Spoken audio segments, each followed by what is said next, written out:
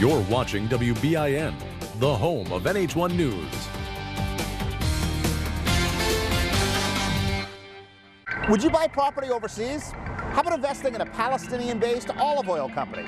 Making global commerce work on a local stage on this episode of The Language of Business. Thinking globally in a local world. This is The Language of Business with Greg Stoller. If you buy a lot of stuff from a particular country, should you eventually purchase property there? That's exactly what's happening in the U.S. now in reverse. People from China, the world's factory for most of us, are aggressively purchasing U.S. properties and paying in cash. Derek Wong is helping make that happen. He's a real estate broker here in Quincy, Massachusetts, just south of Boston. And Derek, welcome to The Language of Business. Thank you very much. How old were you when you first came to the United States? I was 22 when I finished my high school in Canada, but I grew up in Hong Kong. And what caused you to come to the United States, and in particular to Boston? My sister was in Boston. Then I came here and I got admitted into Northeastern University. How much time did it take for you to eventually become a real estate agent? Senior year, I was not even graduate yet. And I tried real estate during my spring break. I got my license and I got my first sale in 7 days. When I got that deal, I know this field, I belong in this field. What has surprised you about the real estate market in the United States, and in particular in Boston and Massachusetts? When I first started, at that time, it was mainly Cantonese market, people from Canton. But right now, it's mainly Mandarin market, people from mainland China who speak Mandarin. At that time, Cantonese was the dominant. Right now, no. Cantonese is more like a minority now.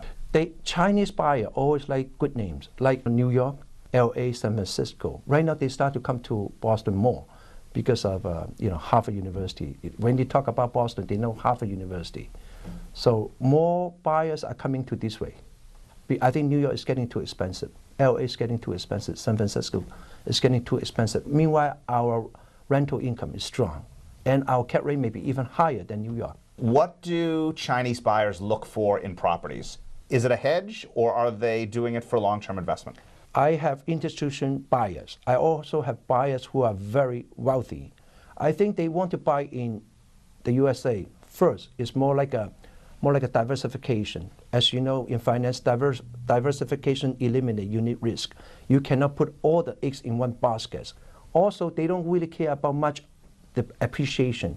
Appreciation in USA can never match in Asia, but they want to put it in more like a safe, like a harbor, and they know the rental income is much higher than China and Hong Kong. Are they making that decision as an investment to actually live in or to retire in? Okay, a lot of my they buy expensive properties. A lot of them buy, let's say 20 units, 30 units, 50 units. Right now I'm working with a couple of them. They can go up to $20 million and $30 million. They want to buy about 50 units or 40 units, those they can buy anytime. And who's going to manage that for them, especially if they live in mainland China? Of course, V&E, me. So you offer services not only in brokerage, but also in property management? Yes, because they're in China right now. Who they trust? They trust me. I think even with the technology right now, internet, the .com, I think for real estate, it's very personal business. They want someone who can trust. Because real estate, you still have to deal with so many tedious things. You have to deal with tenants, maintenance, insurance, all those landscaping. They still need a person or a company that you can trust. How do you deal with a different corporate culture in China when it comes to profitability versus a different corporate culture here in terms of a young property developing over time? They care about the rental income here. The safety, because the rent, the cap rate here is much higher than China. China or Hong Kong, sometimes you may get 1 or 2%. Here, I think in Boston, right now, if we get 7%, it's excellent for Boston. But right now, I think it will go down maybe to about 5% cap rate. Is that 7% on a resale, or is that a 7% return on investment every year? The annual rental income, the net rental income after the expenses. As a percentage of what they paid for the property? That's correct, yes. In China, there are very specific cultural do's and don'ts. Fear of the number 4, being in love with the number 8, not buying property that's near a cemetery. Yes. How much of that is practiced in the United States versus only in mainland China? I think it's quite common too. A lot of Chinese buyer, they say, anybody commit suicide in this house? They ask those questions, you know. They care about it, you know. I will care too. Sometimes you don't feel comfortable when you sleep at night. How about feng shui? Does that come up a lot in the United States? Yes. Institution players, when they buy one block of building, they don't care that much more. They know it's only for investment. But to live in, they care about more. If you had to give your clients one piece of advice about doing business in the United States, what would it be? Buy real estate with V&D Realty. That's a very good answer. Derek, thank you. Thank you. Derek Wong, the owner of V&E Realty here in Quincy, Massachusetts. Students love to do semesters abroad, maybe even live there for a few years. But would you consider permanently relocating? Coming up when the Language of Business continues. This is the Language of Business with Greg Stoller. She came to the United States from the Czech Republic over a decade ago to be an au pair and never left.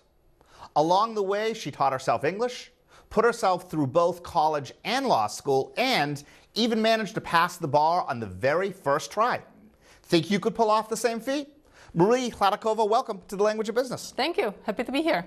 So what caused you to come to the United States to begin with? After graduating from high school, I took a few years off to work, travel, and figure out if college is the best way for me to go. And as part of that plan, I came to the US under a State Department funded program, au pair program, and I thought that it was a great way to experience the US culture under a government program. And I stayed ever since. As you said, I loved it. Did you ever intend to stay permanently? I did not, no. But after a few months of living in the US, I came to really like the US culture, the way of life, and the overall attitude that people in the US have. And I decided that this was a great place to be. I decided to go to business school and eventually to law school. And those decisions I never regretted. So yes, it was great. The US markets itself as being the land of opportunity. Has that always been the case for you? Yes, but the climate is changing.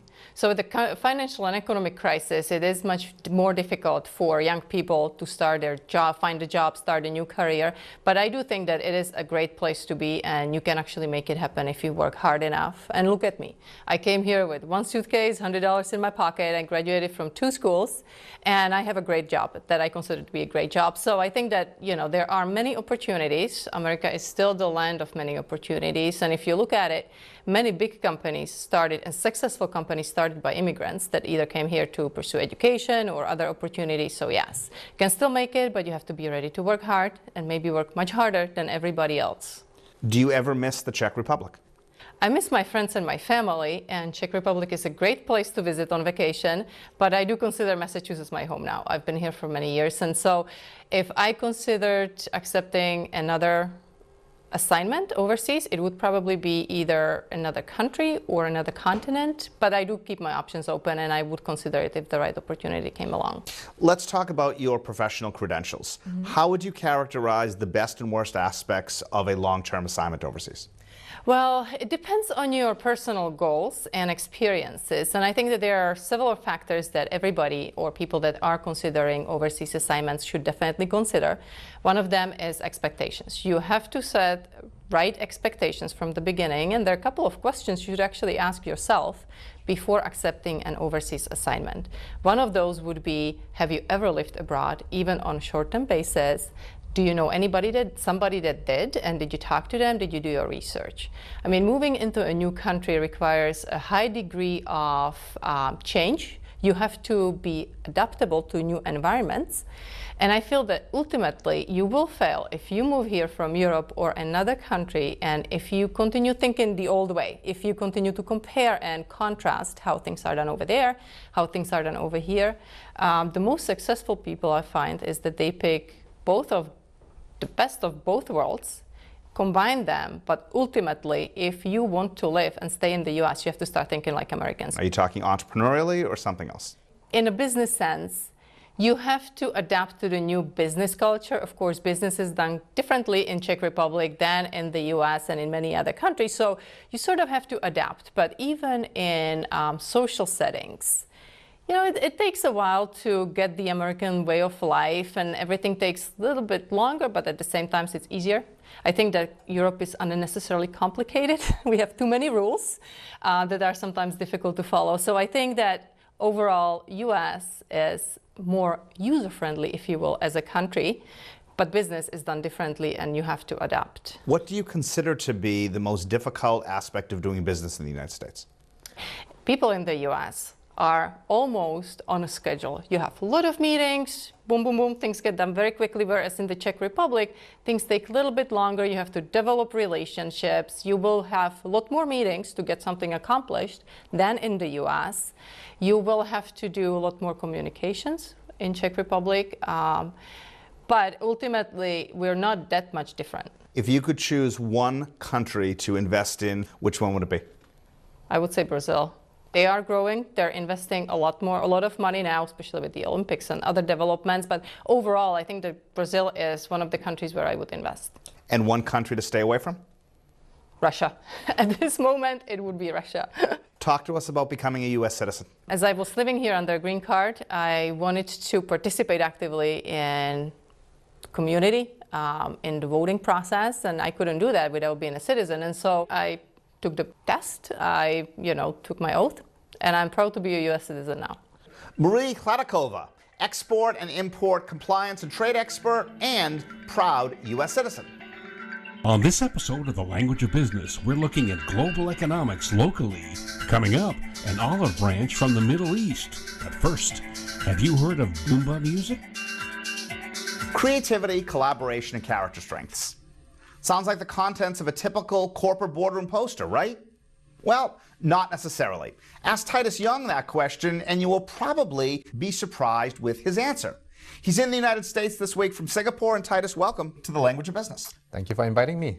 Your company is Ingenio, and tell us a little bit about what the company produces. We produce a program called Boomba Music, and it is a program that is used by young children to learn about creativity through music. So our business model revolves around creating content that we train the teachers to use in the licensing model. So is this a teach the teacher type approach? Exactly. And what exactly are you teaching them? Exactly as you said, the 3 C's, creativity, collaboration, and character strengths through the medium of music. We encourage children to learn music from a young age because the research shows that if the children learns music, they can become more creative. And is this your research or is this third-party research? This is third-party research. Okay. And when you say they're learning music, are they learning how to play an instrument?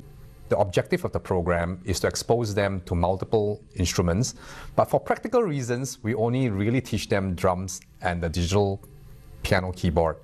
But through the digital games, they are able to be exposed to a variety of orchestral instruments. And at the end of the 1-year program, they are able to pick an instrument that they like. And we think that one of the reasons why children give up on learning an instrument is because the parents or the teachers choose the instrument for them. But if they pick the instruments that they have a affinity for, there's a higher chance that they will stick with their instruments until they have become an adult and still play it. So your software isn't meant to replace playing an instrument, but is actually a precursor or an introduction to multiple instruments that they can then choose ones they like. Yep.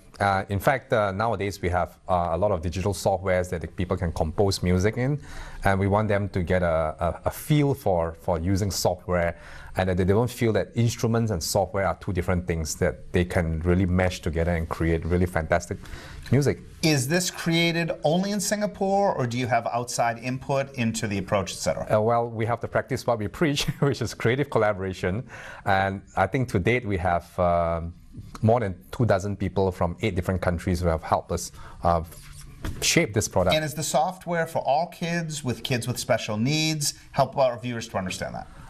It's generally for all kids, for regular kids, although we do have children who are autistic taking the program, and the objective of the program is not for them to learn a musical skill, but for them to learn how to collaborate, how to have to socialize with other friends. And interact with music as a medium. Music as a medium and digital platform as a medium. Because autistic children typically do not naturally interact like this. Sure. So they don't look at each other in the eye. So what we're trying to do is that we have a third-party medium where both or multiple children look at it together. It's less intimidating for the students. Nowadays, kids like digital things. They like to interact over hardware. They like animation. And we have managed to weave in what parents want, which is to teach them like character strengths. So in our program, we feature about 20 different character strengths through the cartoon. Interesting. It says on your website that you've exported your products already to the United States, to the UK, etc. Why did you choose those markets? In these English-speaking countries, they are already familiar with the medium of the animation to engage children. So it's natural that we go to places where they are already familiar with this medium. And because this product is first dubbed in English, we do not have to spend more money and investment to translate this into other languages. So we would first go to English-speaking countries. We started off the beginning of our discussion talking about character, collaboration, creativity, etc. Why did you choose those three words? I started my career teaching adults and running corporate training programs, and these are the skills that are very necessary in an innovation-led economy. And we started thinking, why is it that this is not something that we start the kids from a young age to think about it and to internalize? So we felt that there is a need to get children to be in this mindset. And I think in the United States, you have this thing called like a program for 21st century education. Yes. And these are exactly the types of skill sets that we would like to foster in children from a young age. Do you do any corporate training or areas of that ilk? Yes, we run innovation programs in Singapore and in Asia Pacific. And we try to get people to think about personal innovation, how you can be creative personally, and how to form collaboration and have team innovation. Titus, thank you. You're most welcome. Titus Yong, founder and entrepreneur for Ingenio, the creators of Moomba Music. It's one thing to have a first mover advantage, but quite another to be the first company operating in an entire nation. Greg Stoller talks with an olive oil entrepreneur from Palestine. Next on The Language of Business. This is The Language of Business with Greg Stoller.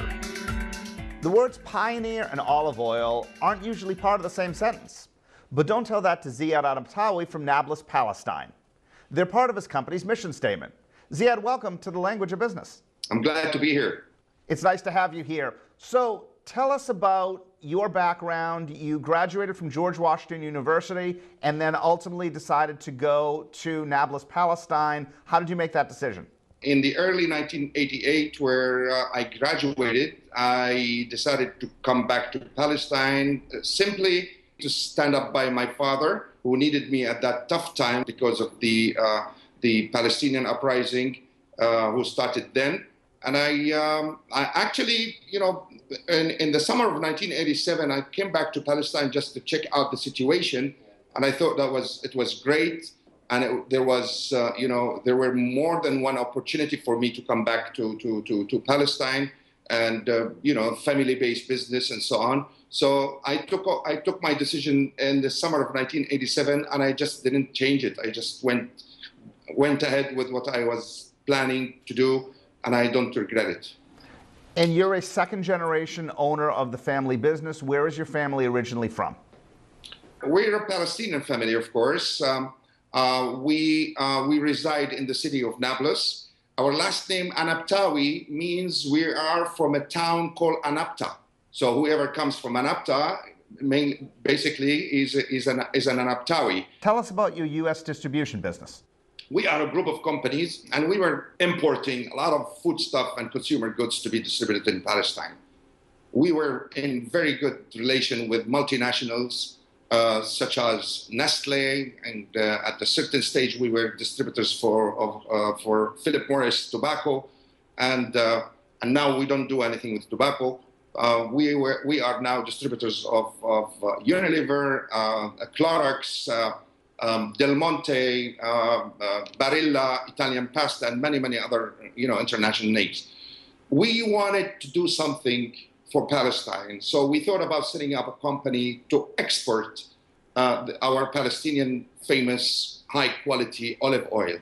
And I certainly enjoyed, the idea, and I decided to set up a company by the name Al-Ard, which means the land, and that's where the association between the tree and the soil and so on.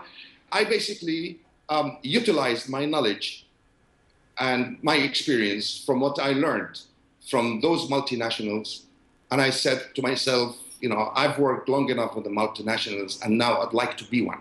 Primary product that you're exporting olive oil, or is it a suite of different products? Well, it's a basket of Palestinian agricultural products. Olive oil is the backbone of the company. About more than 85% of the export of this company is olive oil. But we created a basket of products starting with za'atar, a famous Palestinian za'atar. And we also have the Nabulsi Palestinian olive oil soap. And we have, of course, the olive pickles. We also went with date and many other products. Do you have any preferential trade accommodations between selling your products to the Israelis or selling them to other Arab countries? Trade and business between Palestine and Israel is simply like doing business between New York and Massachusetts, for instance. It's not a big deal. There are some elements, but we consider that as if we are selling to the same country. Now, when it comes to selling to other countries, we are enjoying some preferential treatment and free trade agreements with a lot of countries.